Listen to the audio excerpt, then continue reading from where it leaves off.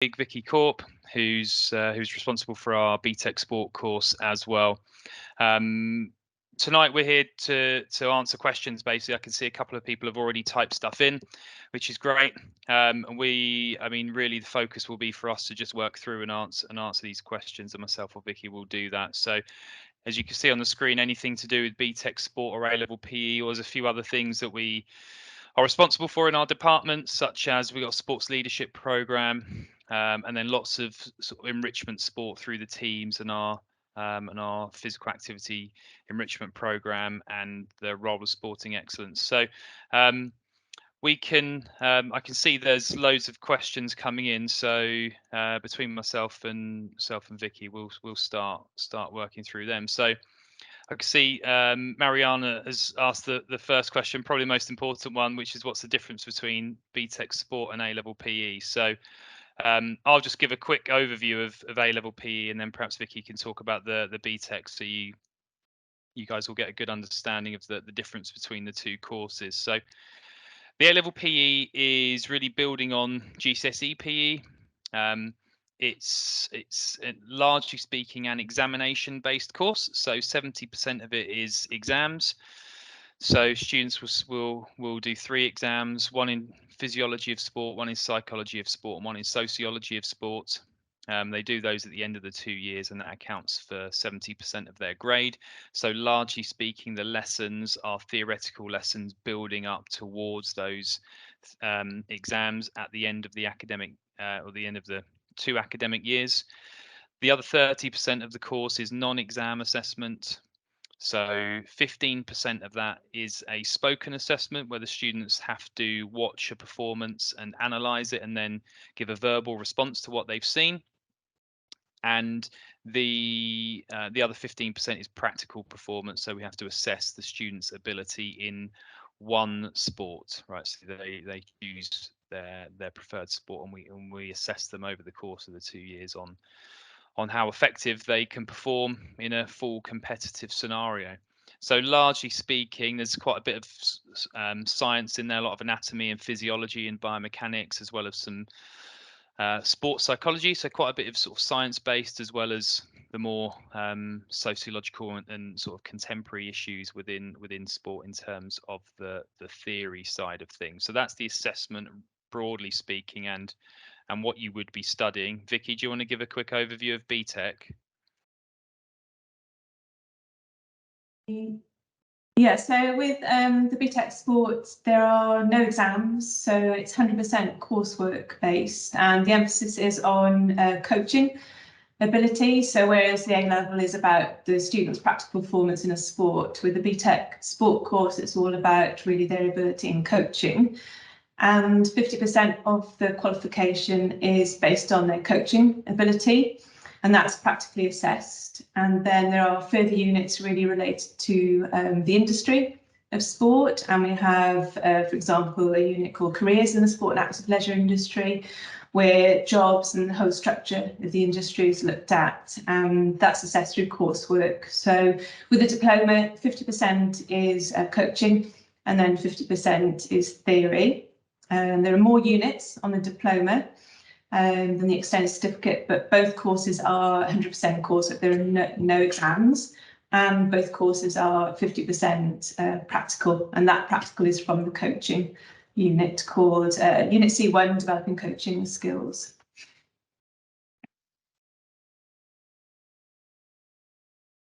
Thanks, Vicky. Deborah, I can see you've asked a question there about how is the A-level PE assessed. Hopefully we've addressed that, but I'll sort of very quickly go over that again. So 70% of it is exams, and within those exams there are essays. So the first exam paper has 90 marks, and that includes a 20-mark essay. The second and third paper are both worth 60 marks, and that includes a 10-mark essay. So yeah, there are some essay writing requirements of that. And then the other 30%, as I say, is non-exam assessment. So 15% verbal response to a video of a practical performance, and 15% is assessed in a particular sport of the student's choice. question there from Vanessa. What sports teams does the college represent in? So we have quite a full fixtures program on a Wednesday afternoon. Largely speaking, the main sports, we've got men's and women's hockey, we've got men's and women's football, we've got men's and women's basketball, we've got men's rugby and netball at the moment as well. So they're the ones that we typically compete in on a Wednesday afternoon within our fixtures program. But there are also lots of other sports that we send students to. So, for example, today I took a cross-country team to an event this afternoon. We enter some students in tennis competitions, badminton competitions, cricket, golf, lots and lots of different things. They tend to be sort of a bit more ad hoc as they happen through the year. But largely speaking, the sort of the main team sports are on a Wednesday afternoon. Next question there from Christine: how many spaces are on the course? Is there enough for everyone? Typically, we don't have a waiting list. No. This year we've got our second year classes. We have 4 classes. Our first year in PE anyway. In our first year there's 3 groups. Normally we would go up to a maximum of 22 in a group. So typically we can have up to, on PE we can have up to 88. On BTEC Sport we tend to have up to about 80 in each year. We can cater for that, and we wouldn't ordinarily have a waiting list. Quite often it gets close to that, but never generally speaking enough for there to be a waiting list. So if you want to do PE then or BTEC Sport, then the students will get onto that course. Vicky, do you want to answer that question there on BTEC? Can you do BTEC Sport as a 4th course? So generally students don't do 4 courses. So most students will do 3 A-levels or the equivalent to 3 A-levels.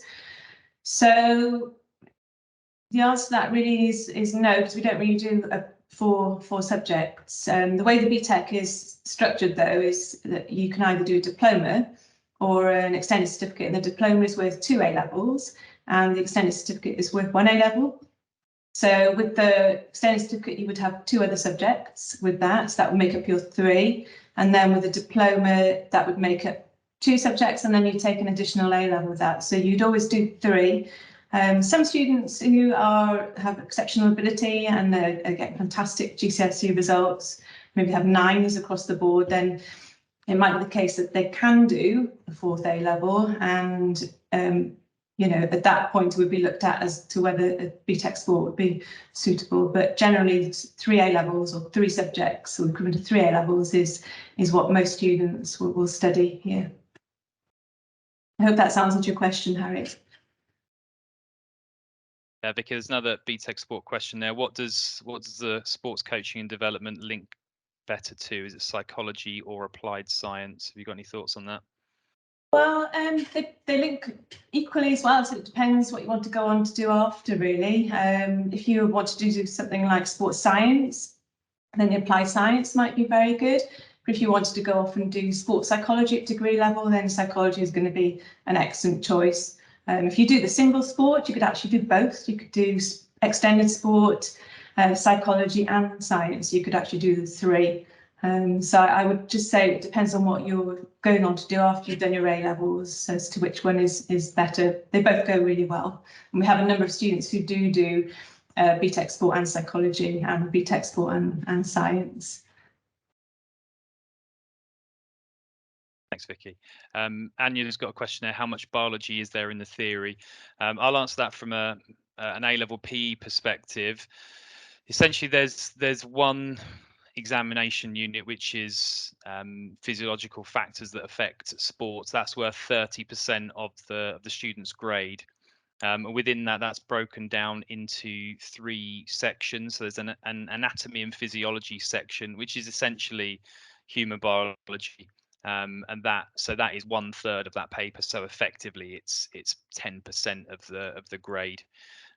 Also within that paper, there's an exercise physiology, which is more looking at training and adaptations to training. So there is some biological side to that, and the third part of that is more sort of physics, if you like, and maths, because there's a biomechanics section within that. So each of those three areas, anatomy, exercise physiology, and biomechanics, they're worth sort of equally 1/3 of that paper, which is worth 30%.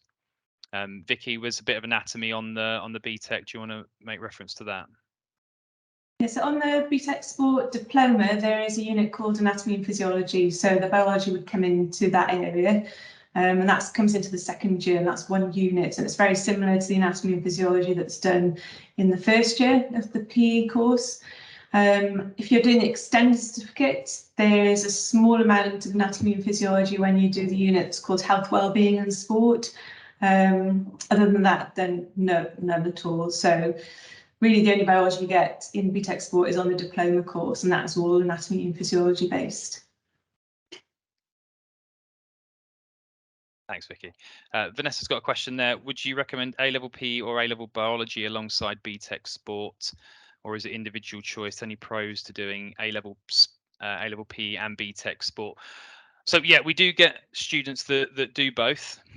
Some of us, we have some students that do the single award BTEC and A-level PE, and some students that actually do the double award BTEC Sports and A-level PE. We do allow students to do both because there is very little crossover. There's a slight crossover, as we just mentioned, with some anatomy, but generally speaking, the courses are so different that that you can do both.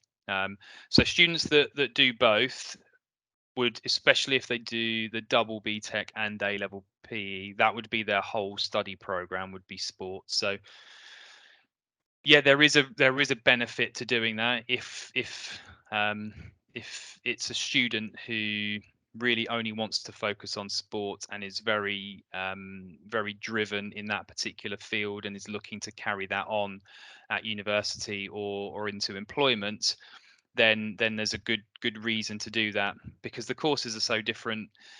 The PE is very much more like sports science, and your BTEC, you're going to get a lot of coaching skills from that, as well as things like health and fitness and management within the sports industry as well. So they are different. So there is a reason to do both.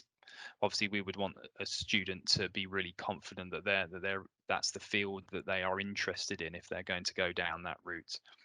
In terms of doing A-level PE or biology alongside BTEC Sport, I think really it's an individual preference.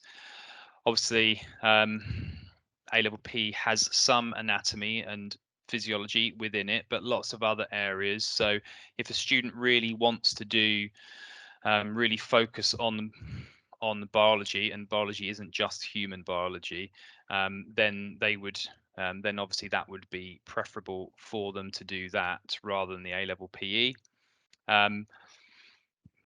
What we tend to find is students that are doing a sport course alongside biology is because they're really interested in going on to something like physiotherapy. So if you want to do physiotherapy, you would be expected to have a science, and so in that case, yeah, biology would be preferential for sure. Yeah. So hopefully that answers that question. Questionnaire in the prospectus PE level says you must be competing regularly. Do you have to do that for ESHA or for an external team? So it depends really. I mean, generally speaking, the key thing is that students are competing. Now, obviously, we can't cater for competitive performance for every single student, because of the sport that they've chosen to do. So we get, for example, quite a lot of rowers. We don't have a rowing team, so those students would be doing that externally. What we do ask is that students who are doing a team sport that we offer at college, we do ask those students to be part of that team, so we can see them play more frequently and give them more feedback to help them with their performance. But that doesn't exclude them from participating externally, because the more that they're playing and getting exposure to quality coaching, the better, really. So it can be either. Essentially, it doesn't have to be at college, and it doesn't have to be for an external club. It could, as long as they are competing. That's the key thing. Next question there is thinking about taking a sports management course. Would you recommend BTEC Sport or A-level PE? Vicky, I think I'll pass that one over to you. Yeah, that's fine. I think in this circumstance, actually, I think it could be either PE or BTEC Sport. But what I would suggest is that you would maybe do alongside that a business qualification. So business A-level or business BTEC. I suppose with the BTEC Sport qualification, you're maybe getting some more vocational scenarios. We do look a little bit at sport development. There's no real, apart from one unit actually on the diploma where we do self-employment in sport and active leisure. That's the only probably business type of unit that we do on the BTEC Sport. So I would say either on that question, but business alongside the two would help for sport management. Yeah, thanks, Vicky. Girls rugby team. What we did, we took our girls rugby team to a tournament a few weeks ago. Again, that's something that we tend to do. Not well, in the past we've had sort of formal weekly sessions. This year we're trialing it where we're having sort of more ad hoc sessions and then going along to a tournament. So yes is the answer to your question. There is a girls rugby team. In terms of how often they train or play, it's not as frequent as some of our other team sports like netball or girls rugby or girls hockey at the moment. But yes, we do have a team, and we did take our team to a competition fairly recently. So it's something that we are growing within the college as well. And we've got quite a few female rugby players this year, which is really good. What level do you need to be at in your sport to get a good grade for the practical? Yeah, it's difficult one to answer that in terms of the A-level PE, because obviously every sport is different. Now they should be comparable across all sports, but obviously if you're a football player, for example, then chances are, if you are competing on an international level, then you're probably not going to be at college. You're going to be in a professional academy somewhere. Whereas that might be different for certain other sports like a badminton or a tennis or a rowing or something like that, where they may well be international performers, and in fact we do have that, but still be in a full-time college education. So in terms of level, it's not like I can't say exactly you can be county to get this mark, or regional for this mark, or international for this mark, because it differs across sports. What I can say is that to reach sort of the top level, if you like, it should be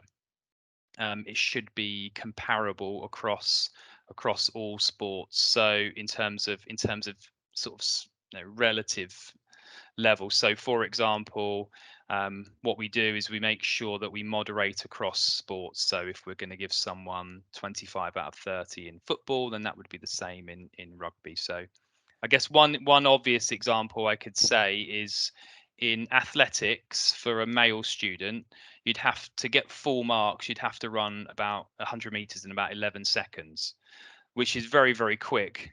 So that would be the sort of level to get full marks in athletics. That's something that often, a sort of a generic thing that people often can recognize, that is a very, very high standard to get top marks, and that should be comparable across all sports, really. So that's sort of the benchmark level, but it's difficult to say in terms of an actual level, because it does change across across different sports. Question there from Denise. Vicky, would you like to answer that one? What opportunities will students get to coach practically? So, Denise, there's lots of opportunity for students to coach practically. We get them started actually straight away on introduction day when they come in June with their taster session. They have a little go of coaching then.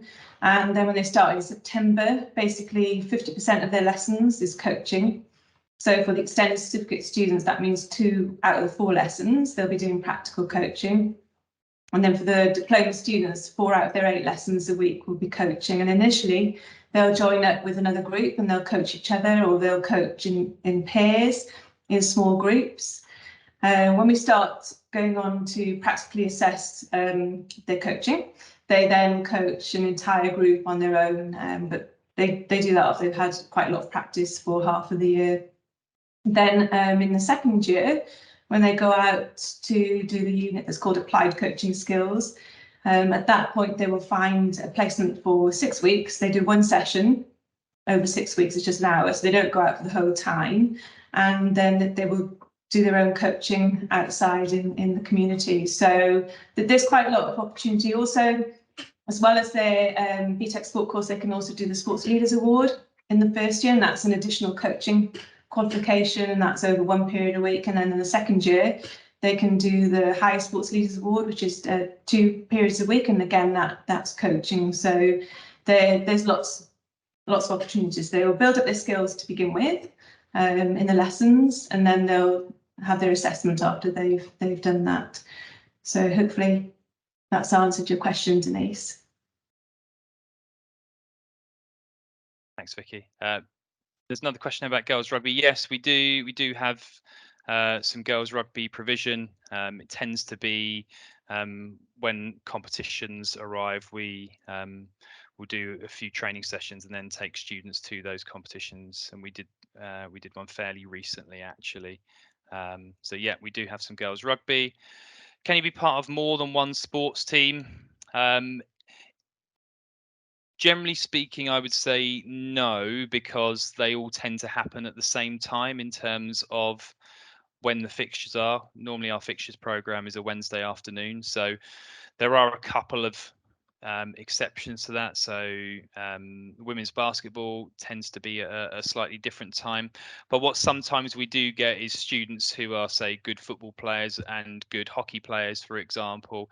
They sometimes move between the two, so they're timetabled on a Wednesday afternoon, but they occasionally move between sports. But generally speaking, students commit to one. In terms of being assessed for A-level PE, yes, you can. But we can assess students in more than one sport. Only one will be carried forward as your grade, though. So we would assess students in multiple sports if they wanted that, and then decide which the best one is for their grade going forward.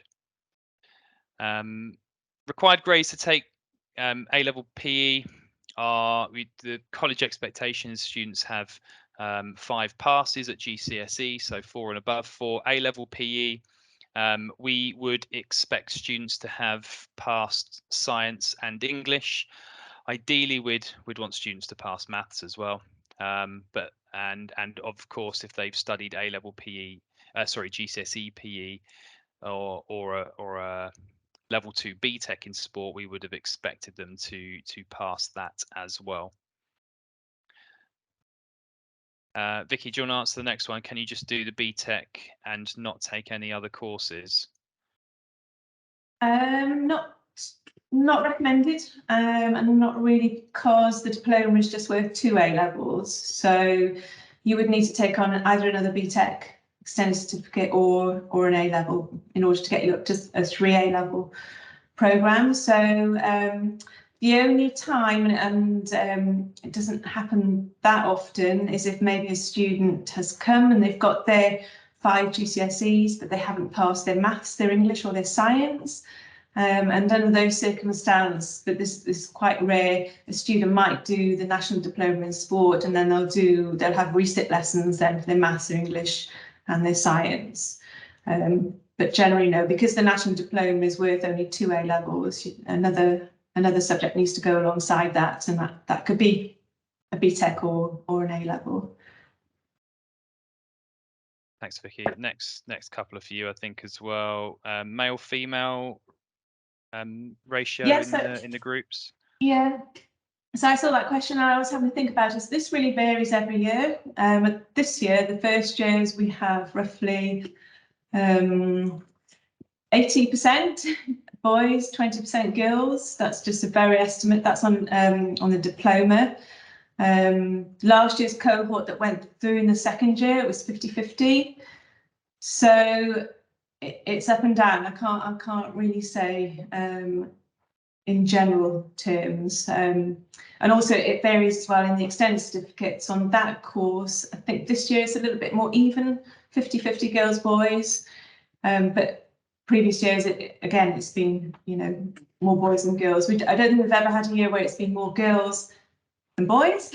But it can be 50-50 or a little bit towards more boys than girls. So, sorry, not a very concise answer or definite answer, but it varies year on year. So I'll do the next question as well. Yeah, go for it. Yeah.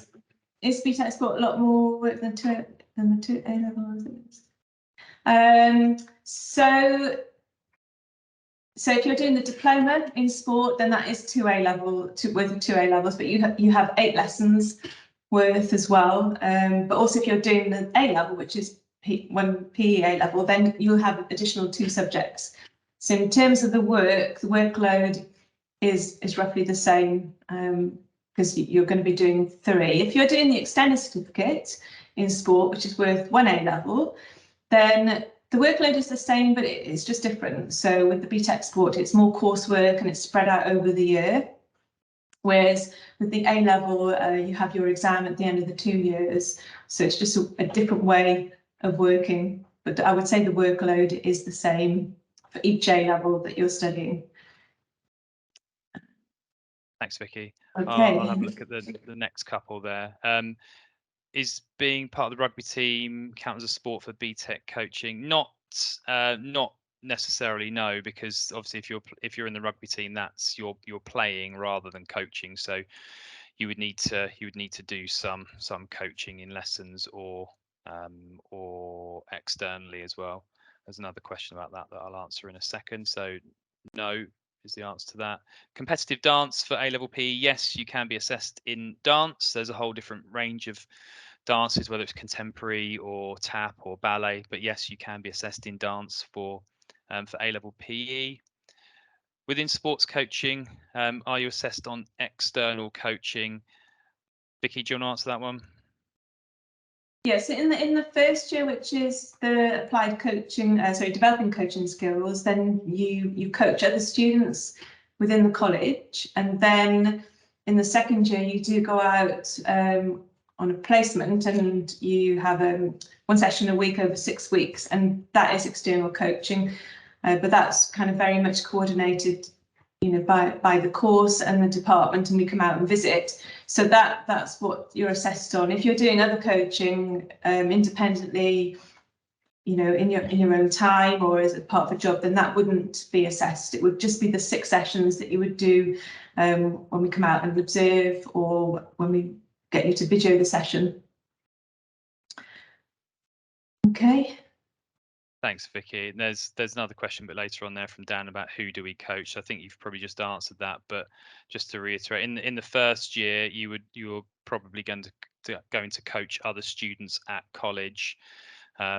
If you're on the single award BTEC or the double award, but for the double award BTEC in your second year, you would be coaching externally, and you would find a placement, whether it be a local football club or a local gymnastics club or whatever where you wanted to coach.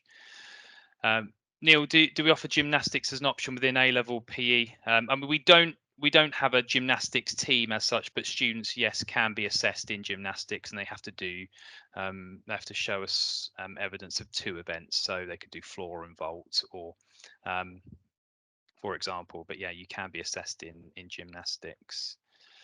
Requirements to be in one of the sports teams, it varies per team. So So for certain teams like football, for men's football particularly, we will run trials at the start of the year. And obviously if it's a trial, we're picking on ability from what we see. Other sports where numbers aren't as, so for hockey, for example, we've got a men's and a women's team. Typically we can cater for everyone regardless of their level of experience. So it does really differ for each team. Yes, we do have students who go on to do scholarships in America. We had a student left last year who's gone on to do a football scholarship. We support them a few different ways. We have links with organisations that offer scholarships, or that support students to get scholarships. So we offer sort of talks either in person or online, and we can provide links. And we've also got a dedicated progression department at college as well, who support students with looking into scholarships to the US. And how many hours per week are you in college for the BTEC National Diploma? Well, all subjects have 4 lessons a week, so that totals 4 hours and 20 minutes. For the National Diploma, that would be double that, so 8 hours and 40 minutes per week basically for that, because that would account for 2 of your subjects. Okay, right, I think we've got to probably just beyond our time, and go on, one last question that sneaked in there. What sports are available to be taken for 15% of the assessed work? There is a list that the exam board publish. I'll tell you what I'll do is I'll just put a link into this chat in a minute and then you'll be able to see, because it's a whole range of sports. Now there are some emissions, but generally speaking, it does cover a very broad range of sports. But I'd be here a long time if I was going to list them all. So I'll put a link into the chat here, so you can see the criteria for the non-exam assessment.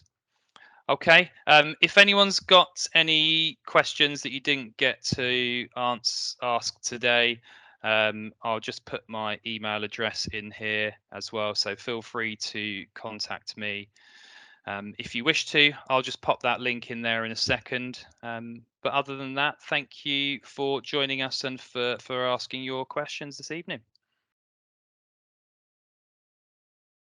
Thank you. Thanks, Vicky.